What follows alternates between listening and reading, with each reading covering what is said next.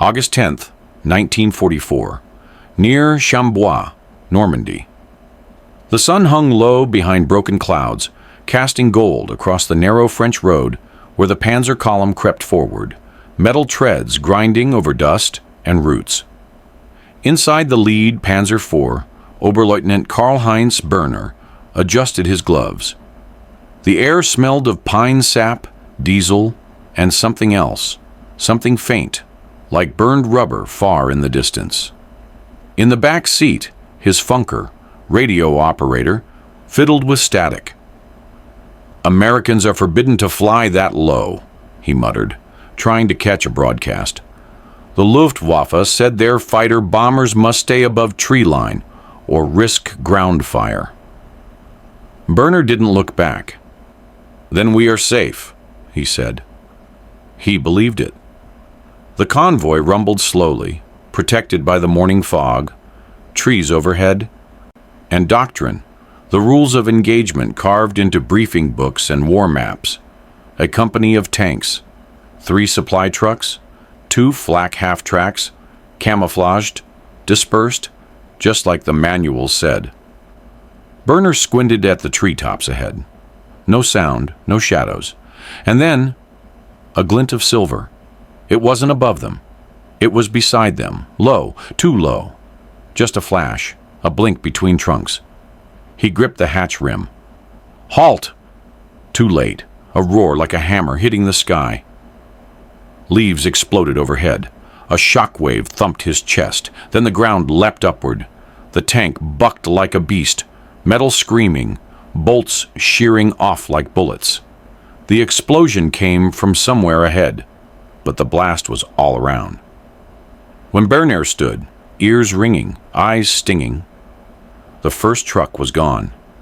Nothing left but flame and twisted axles spinning alone in the mud. He turned. That same glint, faster now, looped over the horizon. No Luftwaffe, no warning, no mercy. Just one thunderbolt, flying far too low. The road they traveled was barely wide enough for a single tank. Roots cracked through the stones. Overgrown hedges concealed ditches deep enough to swallow a man. But Oberleutnant Karl-Heinz Berner didn't mind. This was the price of survival. His unit had dodged the main roads since the fall of Mortain. Every crossroads marked on his map was now littered with craters or gutted Shermans. American Jabos, fighter bombers, owned the air. Columns caught on the open were reduced to charcoal and rivets within minutes, but not his. Berner was proud. His men were alive, his tanks untouched. They had taken back roads, driven only at dawn or dusk, camouflaged each vehicle with branches so thick the panzers looked like hedgerows. The local French had vanished. Only chickens and silence remained. And silence, in war, was a gift. They were heading northeast, toward Trûm. Escape. That was the mission.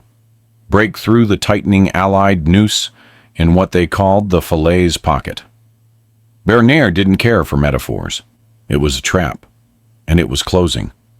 But his men, they laughed again. A young loader leaned from a half-track, chewing what looked like beetroot. "Where are the Yanks now, eh?" he shouted. Someone threw a tin can. Laughter echoed down the line. A brief, almost human moment. Berner watched them, expression still. These men had crawled through hell, broken villages, rotting cattle, the stink of scorched uniforms. He had seen one of them carry his dead brother for a mile, just to find a chaplain. Now they joked, and they believed. Believed they might make it out. Headquarters still sent reports. Luftwaffe regrouping, reinforcements on the way. Hold position and conserve fuel. Fuel. They had enough. Barely. Ammo. Enough for a single skirmish. Confidence.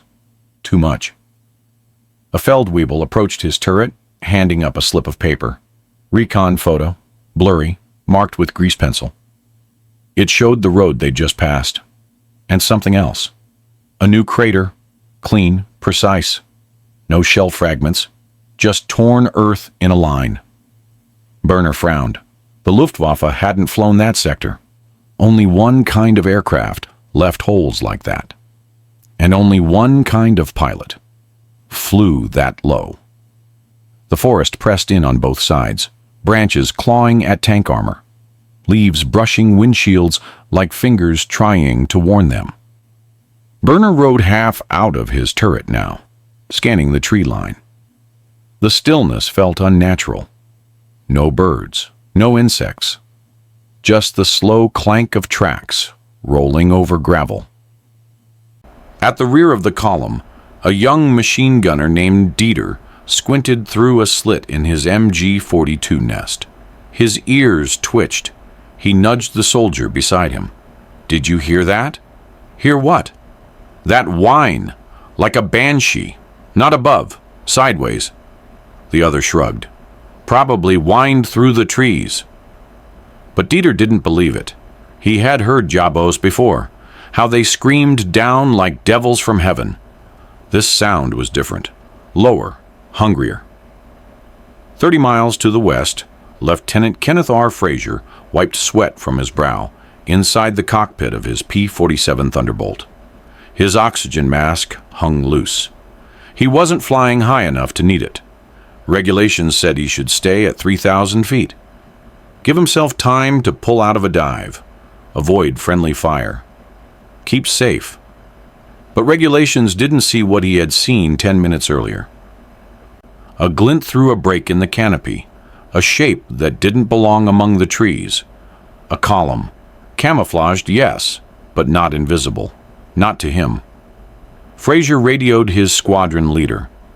"Visual on enemy armor. Do I have clearance to strafe?" Static. Delay. He thought of the last ambush, when they waited for orders and the Germans vanished into forest mist.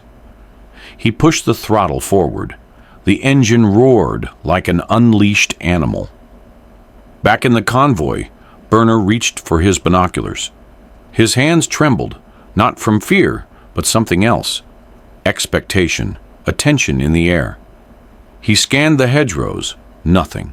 But then, a flicker between trunks. A streak of motion low and fast. Too fast. Dieter saw it too. "Get down!" A whistle rose, rising, shrieking, closing in.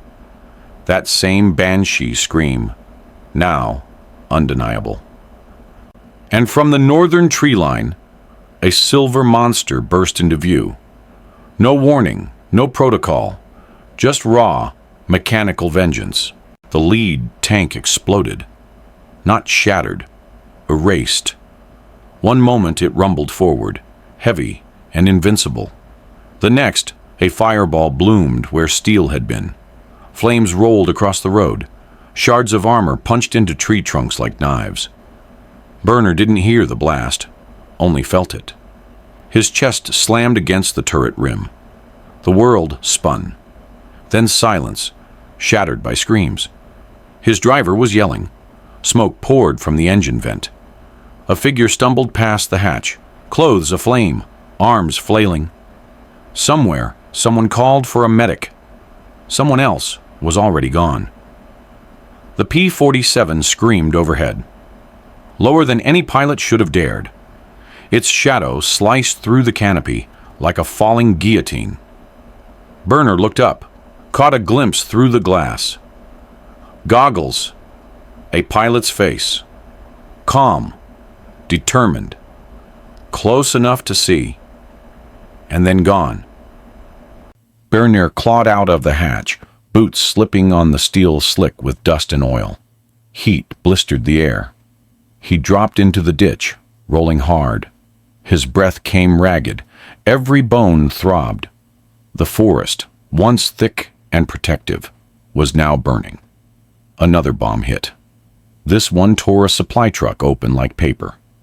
Fuel tanks inside erupted, launching crates of ammunition like fireworks. 2 men vanished in the blast. One crawled out. without his legs. The convoy dissolved into chaos. Men scrambled for cover. Some ran into the trees. Others froze, eyes wide, rifles clutched but useless. No enemy to shoot, just death from the sky. Berner's second-in-command, Hauptfeldwebel Kruger, staggered over.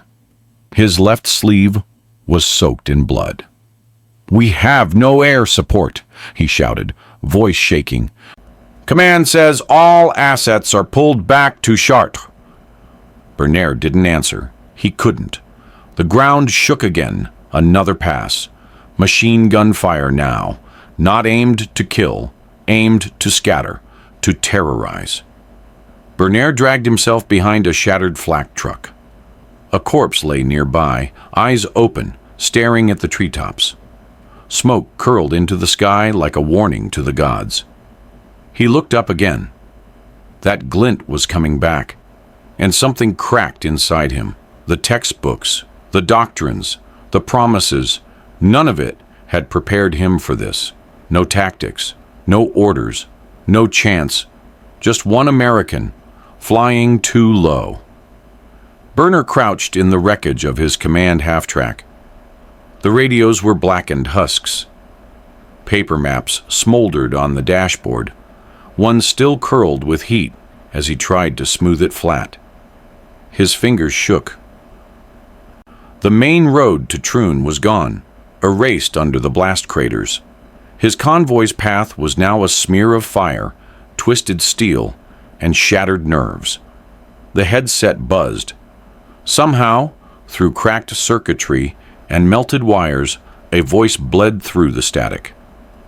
Avranches secure. Red ball trucks pushing 90 miles per day. Over 3,000 units moved yesterday alone. Berner stared at the headset like it had spoken in tongues. Red ball? Trucks? He turned to Kruger, who had ripped his sleeve into a makeshift bandage. "Did you hear that?"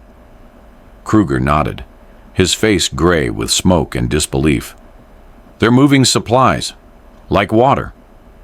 Berner had trained in Munich. He knew every detail of German logistics, the strength of scheduled rail convoys, the role of horse-drawn artillery. He had memorized fuel allotments for each division. Every liter mattered. But what he just heard, 3,000 trucks, in one day. He looked at the crushed map again. It meant nothing now. The towns were ink ghosts, the roads, liars. The Luftwaffe had vanished from the skies. The panzers were no longer armored giants. They were targets. His fingers tightened on the paper. "Where is our air support?" he hissed. Kruger gave a bitter laugh. Fighting in the east, or out of fuel, or gone. Another explosion rocked the distance. This time it wasn't from above, but one of their own tanks cooking off after being hit hours ago. Berner rose slowly, stepping over the crumpled frame of a dead driver. Around him, smoke draped over the trees like a funeral cloth. He heard no birds, only the snap of flames, the groans of the wounded, and that crackling voice again, bleeding through the destroyed radio. Convoy reached Le Mans by dusk. Cola and cigarettes for every man. Berner's knees buckled slightly. Cigarettes? Coca? He wiped soot from his face, leaving streaks of white across gray. This wasn't war, not as he had studied it. This was something else, something industrial, unstoppable, and all he had left was a burned map and a dead frequency. The forest was quiet now, eerily so. Here and there, wounded men whispered to one another, trading canteens, tightening tourniquets.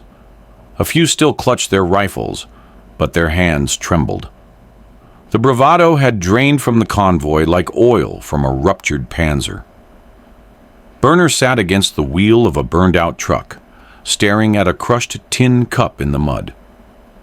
The rim was curled like a flower. A shadow approached. Dieter, the young machine gunner, held out a rag-wrapped bundle. Inside, a scorched copy of Stars and Stripes, found in the wreckage of a captured American jeep. "Sir," he said quietly, "you should read this." Berner opened it with hesitation. Across the front page, a photo of smiling GIs lifting crates of Coca-Cola beside a pipeline marked Operation Pluto. He blinked. The article, tattered, half-burned, mentioned buried pipes running under the channel, fuel pumped directly into France, thousands of gallons, every hour, no trucks, no rail, just flow. Next page, something worse. Red Ball Express breaks records, non-stop delivery from Cherbourg to Chartres. He read it again, and again. Beside him, Dieter swallowed hard. "My friend, the loader, in the flak crew. He told me last week they saw hoses being rolled across wheat fields. At first we thought water, but then we smelled it. Fuel." Berner didn't speak. It made no sense. Pipes? Fuel? Under the dirt? Crates of soda in active combat zones? He stood, too fast. The world tilted. "We have no such system," he muttered. Dieter nodded slowly. "We carry our jerry cans by hand." Berner stared down the ruined road. Smoke from the earlier strike curled into the sky, thin, high, precise. One man in one plane had crippled a half-battalion. But behind him, behind that thunderbolt, was something much larger. A machine that never tired, never hesitated, that printed bombs, fuel, and drinks faster than Germany could make bullets. Berner turned the magazine over. The back page listed American Army stats for July. Thousands of tons moved, tanks replaced, new aircraft landed. And at the bottom, a quote: "Every soldier gets a hot meal, fresh socks, and Coca-Cola." Berner folded the paper carefully and handed it back to Dieter. "Keep it," he said. "Someday, someone will say it was a lie. But they will be wrong." Night fell in shattered pieces, flickers of fire dancing on twisted steel, shadows stretched over broken trees. The convoy had stopped moving. It would never move again. Berner walked alone among the wrecks, boots crunching on shattered glass. Smoke rising from a tank, still glowing red near the turret ring. Flies already buzzed. The smell, sweet, metallic, final, clung to his uniform. They buried what they could. No priests, no salutes. Just soil, hands, and silence. A young soldier lit a candle inside a ration tin. Another placed a dog tags atop a helmet and pushed it gently into the earth. Kruger didn't speak. His eyes were red, not from smoke. Berner returned to what was left of his command vehicle. He reached into the half-melted satchel hanging by the doorframe. Found the old letter, one he hadn't read in months. From Oberst Schumann, his instructor back at the academy in 41. The handwriting was clean, precise. If the Americans ever stop playing fair, if they ever use their factories to full strength, Karl, we will not stand a chance.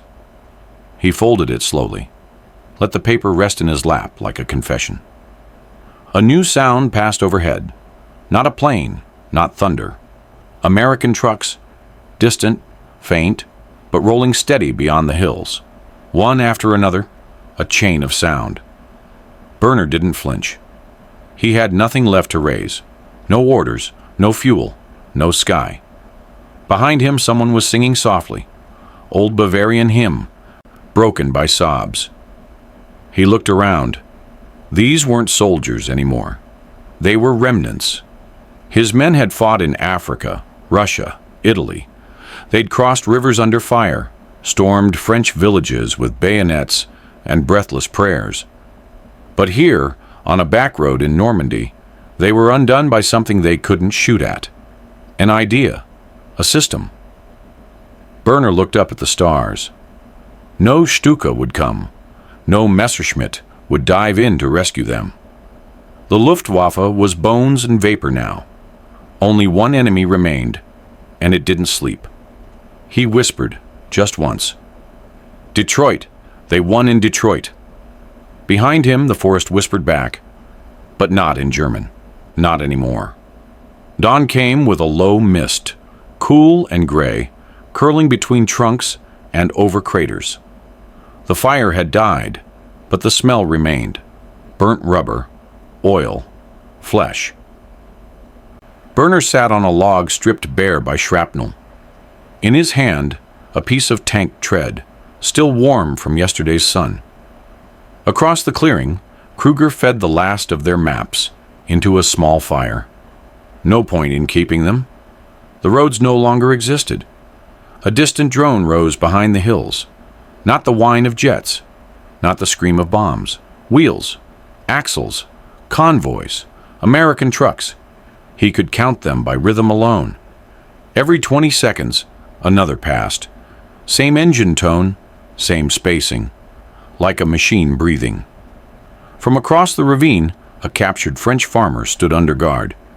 He'd told them what the Americans were doing. "They have lines of trucks," he said. "Hundreds, non-stop, bringing fuel, food, even radios." Burner didn't respond, but his silence said more than orders ever could. A single mechanic arrived before sunrise to inspect what was left of the reserve Panzer. Its right sprocket was cracked, useless. No spares for miles. And even if there were, no fuel to move it. The mechanic spat into the dirt and walked away. 2 trees down, an SS man tried to move a flak gun using 2 horses. The animals bucked at the smell of the corpses. This was how far they had fallen, pulling steel with flesh, while the Americans dropped bombs from planes and drank coffee before takeoff. Back at the American airstrip near Le Mans, Lieutenant Frazier sat on the wing of his P-47. His crew chief topped off fuel, swapped belts, loaded rockets. A fresh Coca-Cola bottle clinked against the tool tray. In 30 minutes, Frazier would be airborne again. Same target area, same route. Another run. He had slept 5 hours, hot food, dry socks, a mechanic for every part of the plane. Across the channel, new Thunderbolts rolled off assembly lines every hour. Burner's tanks took 9 weeks to build, by hand. He picked up a bent fuel can, held it to the light. The label said 98 octane, captured. Even their gasoline came from someone else's generosity. The wind shifted. Carried with it the rumble of one more American convoy. Another breath from a giant that never tired. The field Burner once planned to cross now held the burned skeleton of a Sherman. Its turret had been blown clear off, landed in a ditch 30 meters away.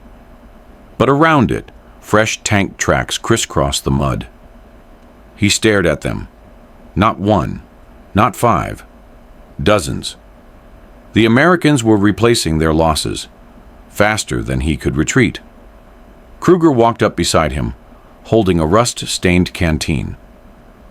"They say they build tanks in pieces. One factory makes the wheels, another the armor. Then they bolt them together on trains." Burner didn't answer.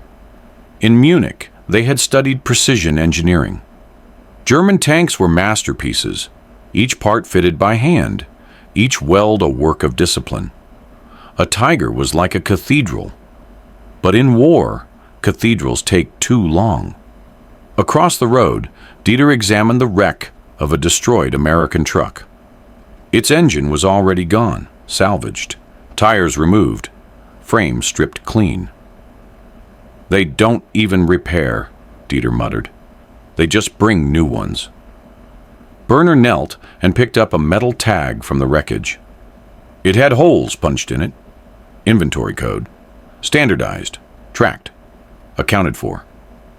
He remembered how long it took his division to requisition a radio last month. 12 forms, 3 stamps, and 2 bribes. He turned to Kruger. They don't just outnumber us, they outthink us. Kruger smirked, but it didn't reach his eyes. They don't make tanks to last. They make them to win. Berner nodded slowly. Germany crafted for legacy. America produced for destruction. And in this war, destruction worked. A gust of wind lifted the corner of the Stars and Stripes newspaper, still clutched in Dieter's coat. On the back page, an image of an assembly line in Detroit. Rows of fuselages, welders with goggles, women with drills. They weren't soldiers, just workers. But they had already shaped the battlefield more than any general. Berner rose, looked west. Somewhere out there, fresh units were rolling forward, modular, fueled, fed. Not just more, smarter. Berner stood beside the last working tank in his company. Its engine wouldn't start. Not for lack of effort, but because the crew had siphoned every drop of fuel to light a fire for the wounded the night before. A cruel exchange. Warmth for mobility. He looked at his map again, though by now it felt like a relic. Ink smudged. Roads erased by craters. Villages now only smoke and silence. He drew a circle around their position. Trapped. No fuel. No air support. No hope. His pencil snapped. Across the ridge, American trucks rolled past. Steady, relentless. Painted with stars and numbers. Some carried crates, others tanks. One even towed a mobile kitchen. The scent of bacon reached the trees. His men didn't even look up anymore. Berner walked to the command post, now just a canvas tarp nailed to a half-standing wall. Inside, a captured intelligence report lay open on the table, fresh from a dead courier's bag. The figures were staggering. 2 million gallons of fuel burned daily by the Allied advance. 96,000 aircraft produced in 3 years. One Thunderbolt strike like Fraser's, supported by 12,000 factory workers, 300 mechanics, and 4,000 supply chain staff. He stared at the numbers as if they might blink. Each P-47 that roared overhead was the tip of a spear forged by an entire civilization. Kruger entered behind him. We received word. Another unit tried to break through to Troon, lost half their vehicles in 1 hour. Berner didn't flinch. Airstrike? Kruger nodded. Same pattern. Low, fast, merciless. Berner picked up the report and held it for a moment. The paper shook. They burned 10,000 gallons of fuel, he said slowly, to kill 40 of us. Kruger looked down. And it worked. There was no pride left in either voice, only fact. Berner stepped outside. The sky above was pale blue, clean, beautiful, and deadly. He wondered how long before another Thunderbolt arrived, Fraser or someone else. It didn't matter. The American system didn't depend on heroes. It depended on scale, on industry, on a kind of war Germany had never understood, one built not for glory, but for victory. He placed the report gently on a crate and said, almost to himself, they didn't just win with bombs, they won with blueprints. Weeks later, the war still raged in other places, but not here. Berner sat in a fenced compound, a POW camp in northern France. Barbed wire rusted in morning dew. The guards were young, their uniforms clean. Too clean for men who had seen what he had seen. He didn't talk much. Most of the prisoners didn't.